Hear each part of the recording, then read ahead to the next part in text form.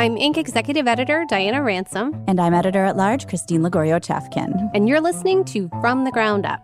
Today's episode, Quarterly Review. We asked a few key people here at Inc. about some of the most important topics in business for the past quarter. Right. We talked about some little-known factors in the Reddit IPO and the company's relationship with AI. We also spoke to staff reporter Ben Sherry about this quarter's AI headlines. But first, there have been some developments inside Inc. lately, and we have an important introduction to make. Joining us is Inc. Editor-in-Chief Mike Hofman, and we have reporter Ben Sherry. Thanks for being here. I'm excited. This is fun. Thanks so much for having us. Yay, welcome all. So, Christine, let's kick off a little bit by talking about some things that are new at Inc. So we just in April launched our Female Founders package. Tell us a little bit about one of the cover stars that you covered. Yeah, absolutely. I love that we're starting with All About Us instead of All About the Business News. But yes, our Female Founders package came out in April, and I had the privilege of writing about Cloudflare and its co-founder, Michelle Zatlyn, who... We put her at the top of the list for a couple reasons, actually. I mean, firstly, she's, at the helm of this company that is one of the backbones of the internet, of the global internet. It protects about almost a third of the global internet, and that's really important.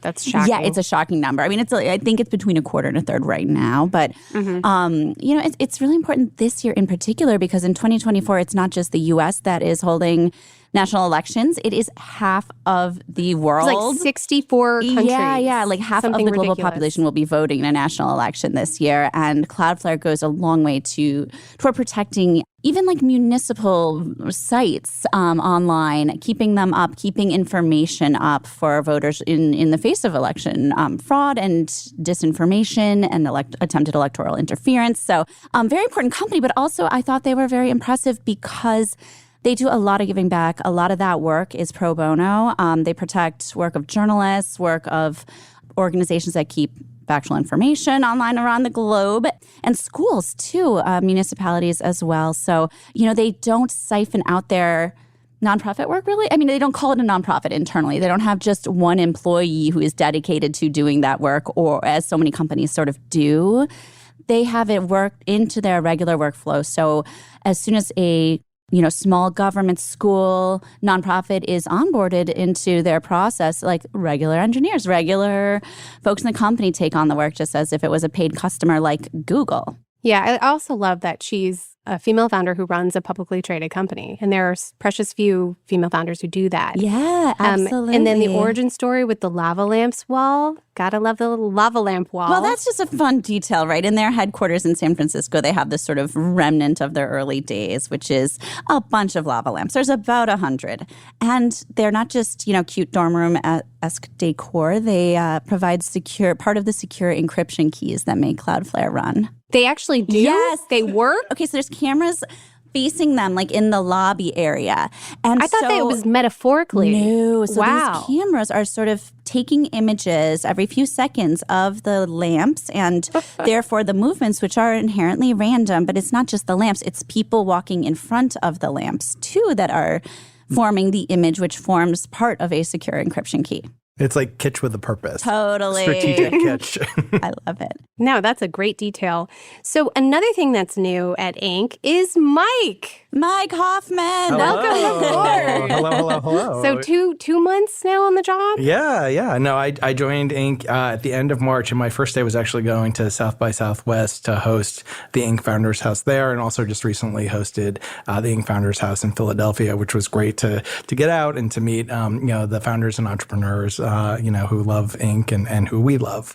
It's been really fun so far. Yeah, absolutely. We've been keeping you busy. This is impressive. Yeah. And this is also like a return for me. I spent the first 15 years of my career at Inc. As a young reporter. Inc. was at the time headquartered in Boston and sort of still owned by our founder, Bernard Goldhirsch, and then moved to New York with Inc. And so I'm really delighted to be back. And this is such an amazing brand and such an amazing audience to write about and think about and to interact with. So speaking of our amazing audience, when you were in Philly, what kind of conversations were you having? What were some themes that jumped out at you? Well, it's really interesting. It was a great audience, and people were really like upbeat and excited and enthusiastic about their companies. And at the same time, they were talking about how running their companies was like difficult. This is a sort of a weird economy right now and a difficult time. And it's sort of a tale of two economies where you can have NVIDIA become the second highest company in terms of valuation on the public markets right now, which is amazing. And obviously the AI boom, which Ben's going to talk about, and the chip boom. And then at the same time, the GDP is slowing down and was just revised downward for the first quarter. And the jobs reports are we have another one coming up between the time we tape this and when this is published. But there's like obviously a sort of a tightening or cooling labor market. And it'll be interesting to see kind of as we go into the summer, is the economy still growing? The folks in Philadelphia were really upbeat and excited. And as entrepreneurs are. Yeah, doing things with TikTok. But they were. That was a big theme, but it was really interesting to they were talk filming with them. TikToks while you were there. They were both making TikToks, but also everybody had like a TikTok marketing strategy. It's definitely something that this generation of companies is really focused on. So it was great to be there.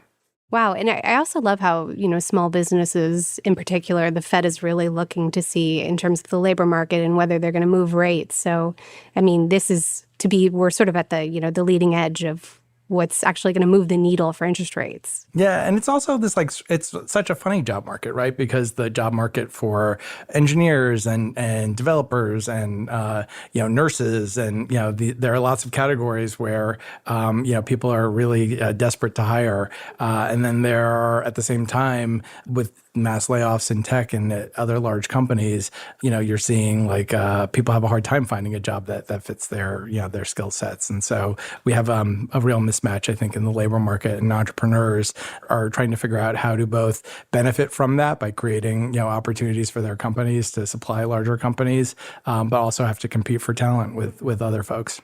Did you get any sense of like the strategy for dealing with the uncertainty? Well, entrepreneurs are like exuberant and optimistic by nature and have this sort of can do, I can fix it attitude. So there were, I was talking to one group and they were really funny, I thought, because I said, well, what's the hardest thing about sales right now for an entrepreneurial company? And they're mostly in software. And they said, well, it's really hard because nobody has any budget. And I was like, okay, well, that seems like a big problem if you're selling into companies and they don't have any money to pay you with. And they were like, right, that's totally a big problem. But what you have to do is, and then they sort of laid out the pipeline that they have for, nurturing possible accounts for the future.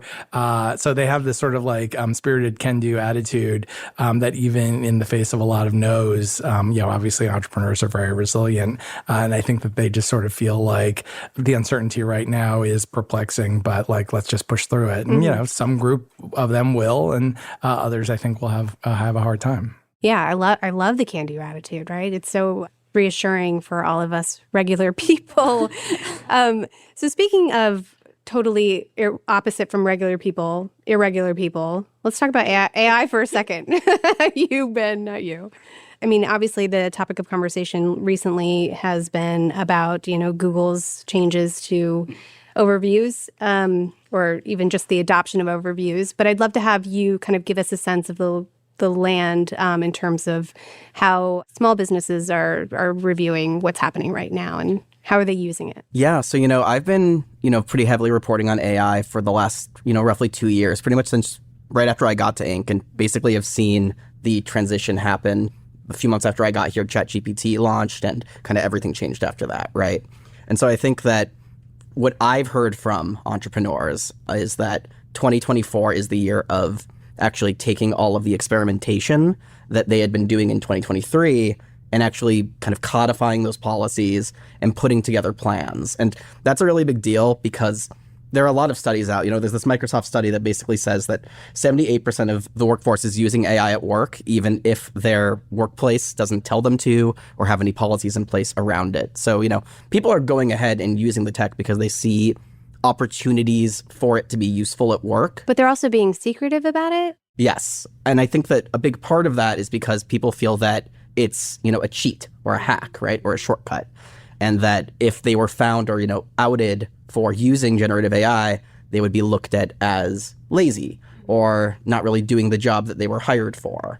And I think that most entrepreneurs and business leaders would say, if the work is getting done and it's getting done faster and cheaper, then I'm all for it. But I think it's really important for companies to be putting together policies and guidelines so that there's no confusion about whether or not AI is allowed or where AI is allowed. Right, or you're not going to get in workplace. trouble if you do adopt it. Yeah, exactly. I think people are worried. Yeah, they're worried about getting caught, getting in trouble. And it definitely is a problem that needs to be addressed.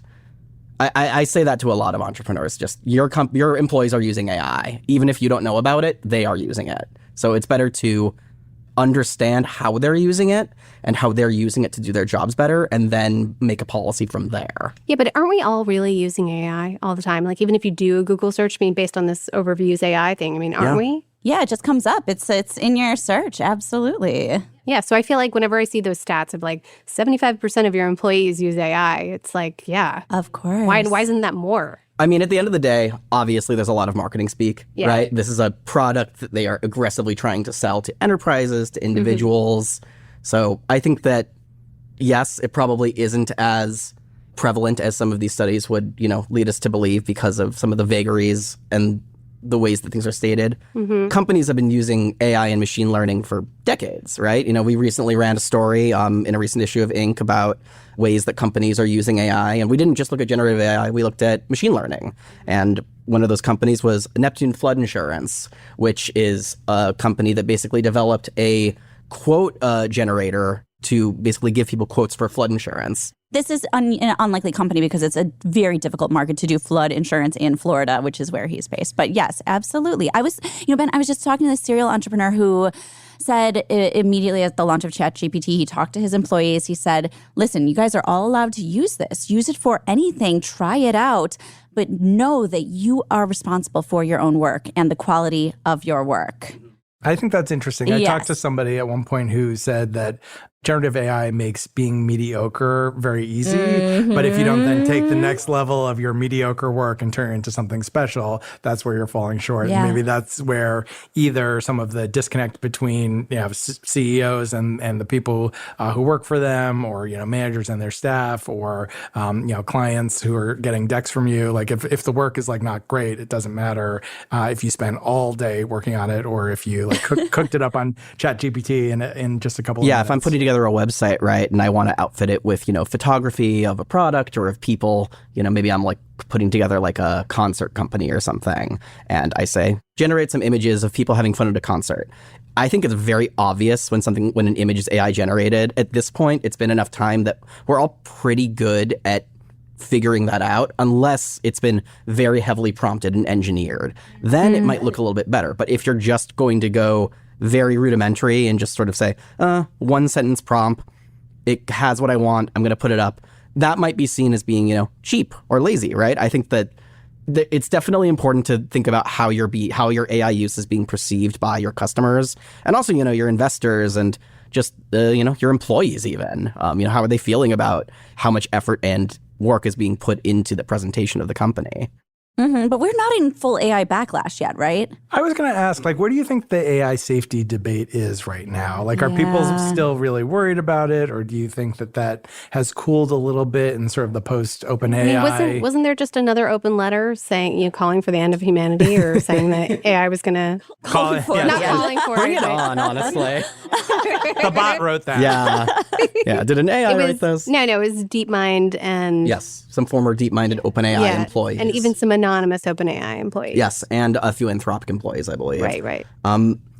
I think that... And to be clear, they were not calling for the end of humanity. They were just saying that AI is going to bring about the end of humanity. They were basically Just calling that. for their NDAs to be lifted so that they can talk about the concerns that they have about the ways that some of these bigger companies like OpenAI are potentially chasing profits and being first to market over very rigorous safety standards. Sam Altman had made a very big deal about dedicating 20% of OpenAI's compute to the super alignment team, that it was supposed to be fully dedicated to exploring all of the potential issues and societal problems that generative AI could come up with. And it came out pretty quickly that they were getting a fraction of that compute. And, that team pretty much entirely left. And now I think that there's a lot of worry that these companies that, OpenAI was founded as a nonprofit. then became a for-profit company because it wanted to fundraise enough so that they could develop the technology to create artificial general intelligence, basically, an AI that's as capable of completing tasks as a human. They needed to, they needed capitalism, basically. They needed the public's money and consumers and enterprises. And so, at what point does chasing dollars sort of supersede? Yeah, the profit motive. Yeah. At what point does that supersede, the very high-minded safety standards? And also, how much do businesses care? If you look, Jan LeCun, who's the Meta's chief technology officer, I believe, we'll have to check that, is, he basically has come out and said that a lot of these people that are kind of forecasting doom and saying, maybe the world is going to end in a few years, he basically calls them doomers. And that's a word that I've seen a lot online, is basically there are people that have very strong feelings about the potential for harm of generative AI. Mm-hmm. And then there are people who say, imagine if the Wright brothers were so concerned about planes carrying bombs back in 19, whenever they were creating their first airplane. God, that's so dismissive. Yeah. Isn't it? They did. Yeah. Right. It is dismissing it. It's saying oh, well, if we were going to be worried about future technology, why would we innovate ever? And to a certain extent, I get that. You can't be so worried about the future that you do nothing, but you also need to be cognizant of using dangerous technology and how to use it responsibly. Yeah, I agree that we're sort of in this netherworld of whether this is it a good thing? Is it not a good thing? I mean, we don't know at this point. I think the concern, Mike, to your point, I don't think that has been resolved yet. Yeah, I would say, too, whether it's a good thing or a bad thing, it will be misused. Mm-hmm. And so then what guardrails, if any, exist to prevent it from being misused? And that, to me, is sort of an interesting, important question that is really hard to know because the equities on both sides are pretty strong. Mm-hmm. And we also kind of got into this in a past episode we did with Shira Lazar. She's sort of one of these OG influencers, and she was talking about how as AI becomes more and more prevalent, people are going to be more and more interested in the people behind the companies, behind the machines, even more so than they are now. So people in our role actually telling these stories, people really want to know about Sam Altman because he's got his finger on the button. And if it's really that, consequential about what he does and what his company does, we really want to know he's the right person for the job. Mm. Yeah. And when you think about, the Scarlett Johansson debacle, mm-hmm. right, where that was sort of why he was originally fired by the board, was they said that he was not being consistently candid with them about things. Mm-hmm. And it came out the board did not know that he had asked Scarlett Johansson to be the voice of, GPT-4. There's definitely some worry about if you're going to have somebody that's in charge of this world-changing technology, if you yourself are saying, I'm worried that this technology will end humanity, and then you're continuing to not be honest with your board mm-hmm. and sort of be sneaky. I think that I saw some people recently saying that at Y Combinator, which Sam Altman ran at the age of 29, I'm 29, that's terrifying. You're highly competent. I don't have that level of scary ambition, I think. I have a normal level of ambition. But, they talk about being sneaky at Y Combinator. Or not sneaky, but sort of crafty, where you're willing to bend the rules just a little bit to get what you want. Mm-hmm. And I think that if you think about the way that GPT-3, GPT-4 have been trained, it's all about asking for forgiveness rather than permission, right? They've trained on everything, and then they went and made deals. So, right. I mean, Reddit had to cut them off before. Yeah. Now they have a big deal with Reddit, right? Yeah. I mean, it's interesting. And Sam Sam has been a longtime friend of Reddit. Oh, yeah. And owner. Steve Hofman. Yeah. I mean, he's a very big stakeholder. So speaking of Reddit, Christine, you've been busy. So if you don't know, to our dear listeners, our co-host here, Christine Lagorio-Chafkin, is also the writer of a book called We Are the Nerds, which is the definitive book about Reddit. So you're the perfect person to talk about their IPO. Let's do it. Yeah, absolutely. I went to the New York Stock Exchange on March 21st in the morning for the bell ringing, and it was really fun to see the guys who I'd been reporting on for years prior ring the bell, although they did not ring the bell themselves. Steve Hofman, the founder, did not get up there. The co-founder did not get up there. Did they put the snoo up? He sent a guy in a giant stuffed snoo suit up to ring the bell, which was a very Reddit-y thing to do, right? Have the everyman figure go up and ring the bell. Are they really into snoo, like inside of Reddit? Yes, they are. Yes, they are. They call employees The gritty of business. Yeah, right. We need a gritty. So anyway, it was an exciting day to see that Reddit actually could finally pull off this IPO because it's been like 17 years in the making. 18 years old, Wow. and they filed to IPO in 2021. Then the market started to look really shaky, and then there was like the real slowdown in IPOs last year. Something like a quarter of companies IPO that usually do. Right, because there was this SPAC bubble, Yes. and then everything slowed. Nothing. Right. And especially tech companies were not going public. So when I talked to Steve after the bell ringing, and after, like, before the company sort of celebrated, but after the bell ringing, and I asked him about that time period, and he said, this waiting game actually made us a lot stronger because we sort of had all these false starts. We kept saying, we're going public, and we kept doing a thing called testing the waters, which is sort of a pre-IPO roadshow. You go and talk to groups of investors, gauge their interest, answer all the hard questions about your company, which if you're Reddit, there are a lot of hard questions that investors need to learn, wrap their heads around. like, how do you make money? Exactly. How do you make money? What's with all the porn? Or, there's a lot of dark corners of Reddit. And so, but they had actually done this process and had these false starts 5 times in those years. And they were Was Steve there for all of them? Yeah, he was there. He was leading it. He had brought on, a new finance team, and they had started to act like a public company too. They were doing their quarterly earnings calls and trying to sort of get in shape. After 2 years of that, the investors knew who they were, had a solid placement, knew how they were going to act on opening day, and so did Reddit. So I think that really helped them secure that opening day market. Yeah, they had a pretty good pop, right? It was a good pop, and then it declined a bit, but it's been remarkably sort of steady for this place that, birthed so much meme stock mania and is inherently sort of unstable. It's been pretty stable, all things considered. Yeah. And then, so what led to the pop? Was this the AI deal that they worked out with OpenAI? What was it, within the week? They had just worked out the deal with Google AI. Google, yeah. Yes, absolutely. It was a $60 million deal. So I think that, they again had a little bump recently when they made the deal with OpenAI. So, But that, how do you do something like that and try to square things away with your customers? Yeah, it's interesting because the Redditors would not have endorsed those deals, right? They don't want their information being crawled. Yeah, and they're not even getting a cut. But it was being crawled anyway, right? It had previously been. Then when Reddit cut off API access to third parties without paying, I would assume that angered OpenAI, but it didn't, or it didn't significantly because now they have another deal with them. It angered a lot of users who prefer third-party apps to the ones that Reddit itself has built. It's been a huge, Reddit user drama over the years, but certainly it's still causing a lot of grief on Reddit itself. Yeah, I'm impressed that they actually they hosted an AMA during the quiet period, or Ask Me Almost Anything. They sort of they took the questions, vetted them by lawyers, and then made a video. So it was sort of an AMA, yeah. But some of them were pretty were pretty tough questions. I was impressed.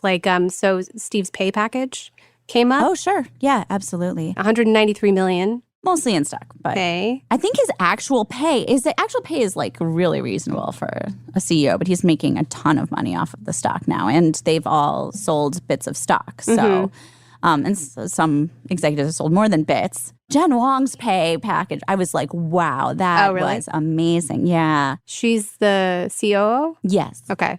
Yeah. But yeah, Sam Altman also, his family fund and several of his funds had a lot of money in Reddit. And a lot of that stemmed from this deal back when he had just taken over Y Combinator, and Reddit was in this really insecure time in 2014. It had a lot of infighting amongst Redditors and moderators, and had a new CEO at the time, and its future did not look bright. And the CEO at the time, Yishan Wang, went to meet with Sam Altman and said, we're in trouble, we need some help. And Sam put together a $50 million round for him. It would sort of seemed like out of the goodness of his heart. Of course, he may have seen the future. There was no OpenAI. He's like, if I do you this favor, I'm going to call on you one day. Right. But this was more money than Reddit maybe even needed at the time. And he included a couple of folks that Yishan wanted in the package. He was got Peter Thiel involved. He got Snoop Dogg involved. So he sort of really held Reddit up for a few years, joined the board. And he was briefly the CEO. He was, right? fun fact, for 8 days or something. Something like that. What strikes me as interesting, right, is that you talk about how so far the stock has been very stable. And as impressive as that, I think it's really impressive that the platform has been stable, given that there's a lot going on there. Yeah. When you compare it with some of the other big tech platforms that had all kinds of dynamic things happening with them, I'm thinking of old school ones like Dig that have sort of paled in comparison. At one time, Dig and Reddit were neck and neck competitors. Quora, remember that? Totally. Like when it was a strong place. Reddit is like the last great remaining like text-based place online. And I do think Google's new AI search is only going to be good for Reddit because people are searching now for, if they've got a real human question or a real like logistical question, they will want to hear from other people rather than from AI. So they're like, what's this bolt on my dishwasher doing? Something's broken in my house. What is it? They search that on Reddit. You get a real person who's already gone through that exact same situation. Well, I will say that one of the big problems with the AI overviews right now is that they are pulling answers from Reddit that are not accurate or are sarcastic or jokes, right? So somebody will say, how do I make a pizza? And somebody will say, put glue on it, and the AI will just kind of pull that and say, oh, we think that this is a legitimate answer. And it's because it kind of has trouble understanding, humor. So it is interesting that Reddit is a very rich source of data for these language models to learn from. I mean, it's an incredible source of data. But perhaps more useful if you're a human. Yeah, it's not always correct, right? Not all that data isn't, of the same quality. Is artificial general intelligence expected to be funny or to understand humor? I think it would have to. I think it would have to be able, because if you're thinking of, an AI that is capable of doing anything that a human can do, stand-up comedy is something that a human does, right? And being able to then you're getting into a kind of philosophical question about, what makes something funny. It's sort of interesting, right? On Reddit, sarcasm is a feature, not a bug. Yeah. And in AI, sarcasm is a bug, not a feature. Yeah. Yeah. And so if you're training something, if you're getting a huge corpus and you're not going through and kind of getting rid of all that bugged data, it's difficult. I don't know if there's really a way of going through and sort of filtering or cleaning that data. Data cleaning is obviously, a huge part of training large language models.